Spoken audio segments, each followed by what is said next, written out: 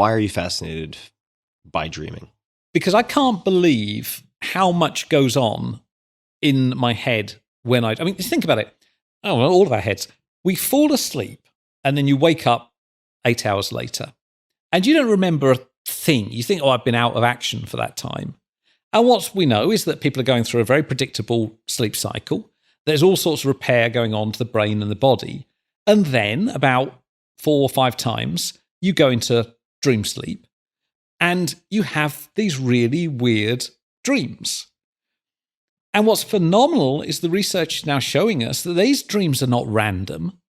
They are our minds working through our anxieties and our worries and trying to either knock the edge off of some of those anxieties or problem solve.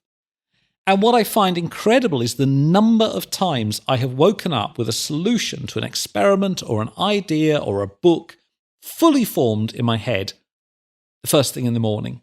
It's happened to me again and again, and often with magic, actually. So a friend of mine was doing a television show here, and I wasn't really thinking about it.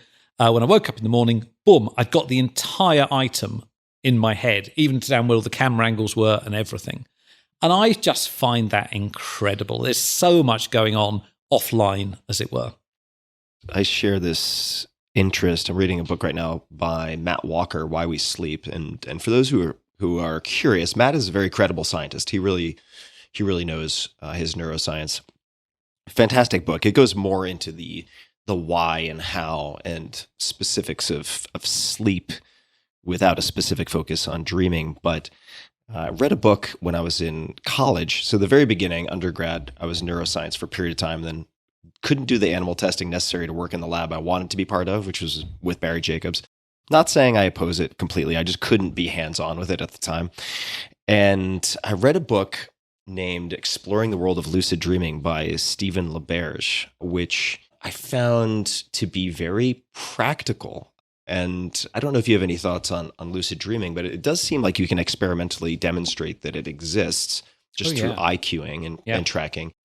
And you can improve it as a trainable skill through journaling and waking up at odd hours and doing various things like, I think, mnemonic-induced lucid dreaming, MILD is one acronym. Do you have any experience with or thoughts on lucid dreaming?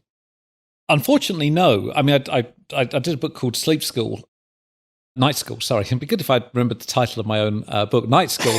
And sleep deprivation. I haven't slept well for years. No, Night School. And so I contacted Stephen in that, and he was very gracious talking about lucid dreaming. I really wish I could do it. It sounds phenomenal. I've only had one lucid dream in my life, which I woke up and I was in a shopping mall. I mean, in the lucid dream. And I was only partially in control. I mean, good lucid dreamers can do whatever they want. But I wasn't. I was only partially in control. And I felt myself going to a shop to buy a shirt. And that was it. And I was so annoyed with my brain because I could have gone flying.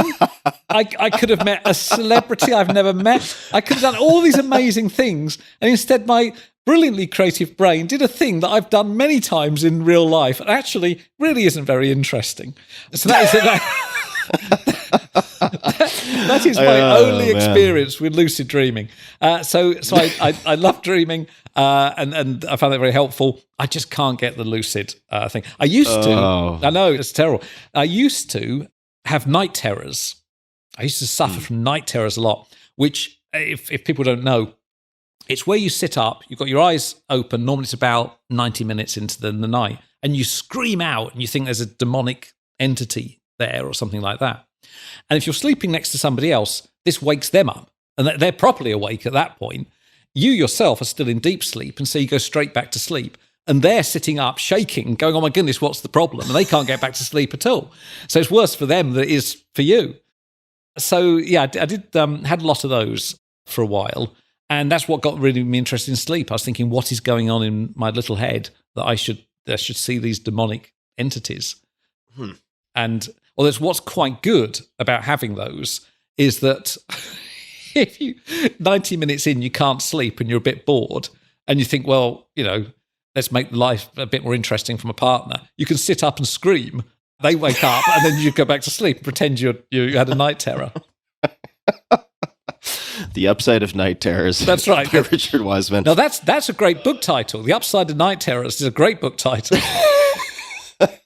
So I do not frequently have nightmares, but I had a night terror a few nights ago, and I woke up screaming and scared the shit out of my girlfriend, who then stiff-armed me like a reverse clothesline to try to keep me down because she's afraid of me lashing out and kicking her or punching her, because this happens every 6 months or so. Yeah. It was a very, very exciting evening. I will say, on the lucid dreaming side, in my senior year of high school, I got to the point where I could actually practice my sport at the time, which was let's call it Olympic style wrestling. In the US, it would be collegiate style wrestling, with a coach I'd never met at the time, who was John Smith out of Oklahoma, who was very, very famous. But I was actually able to consistently practice a skill that transferred. It seemed to have some transference to the real world, which I found almost unbelievable. I'm sorry that, you were buying a shirt, and it would be a bummer if I were to only end up doing my taxes when I induce lucidity. But hold a second, this means that you can lucid dream. I can, yeah, but I can lucid dream, but I will say that it is a very perishable skill. If I do not, so I got to the point end of high school and then transferring over to, say, sophomore year in college, where I could, if I were journaling on a daily basis immediately upon waking, and if you don't have any dream recall, trying to induce lucidity is pointless, largely. So those two seem to be closely correlated, or the development of one seems to be closely correlated to the other. Where I could induce lucidity pretty consistently, at least once a night. It becomes easier during longer extended REM periods. So let's just say very early morning, which is why some of the techniques have you wake up around 4 a.m. and then do a few things and go back to bed. But if I don't do the journaling, forget about it. Then it's effectively non-existent.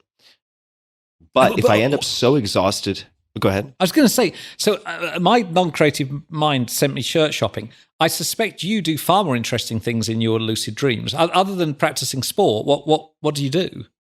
Oh, you can fly around and have sex with everybody. Those are kind of the two most common. If people are developing this, those are where they usually self-indulge the most in the beginning. My experience was, in the very early stages, it was very similar to your shirt buying experience, right? You would have like a glimpse of lucidity doing something really mundane, and then you would wake up or you would slip back into non-lucid sleep.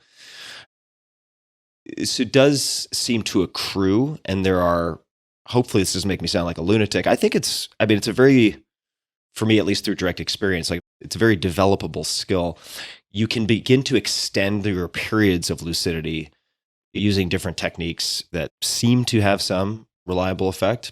So it is a skill that is of great interest to me, but it takes so much work on the journaling training side that it's just generally not a super high priority. Okay.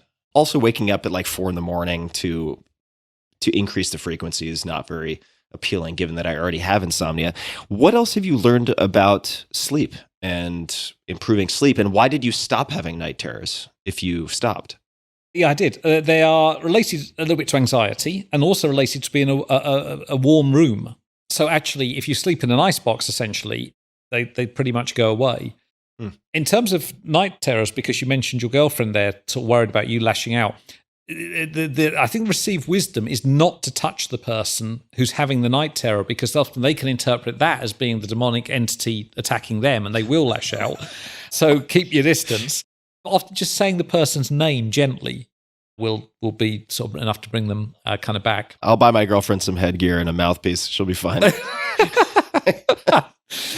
So there's that. In terms of the sleep stuff, there's all sorts of things you can do to improve your quality of sleep. One of the biggest ones that came out of night school, which I didn't know about, was if you've got kids who have recurrent nightmares, and this goes for adults as well, but particularly with kids, where it's the same nightmare every night.